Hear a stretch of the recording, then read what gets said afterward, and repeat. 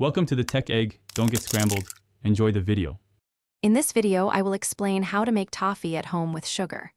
Start by measuring sugar and butter precisely, then heat slowly to dissolve sugar fully. Swirl the pan gently, avoid stirring once boiling, and use a candy thermometer to reach the hard crack stage. Remove from heat, add vanilla and nuts if desired, then pour onto a prepared sheet to cool and break into pieces for serving. In this video, I will explain how to make toffee at home with sugar. Begin by melting sugar evenly until it reaches hard crack near 300 degrees F, then watch carefully as color deepens to a warm amber. Stir in butter briefly off heat and add vanilla for flavor before folding in chopped nuts.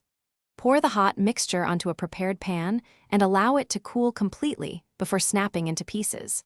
In this video, I will explain how to make toffee at home with sugar. For varied texture, swap some sugar types or fold in toasted nuts just before pouring. A pinch of sea salt on top balances sweetness and enhances flavor.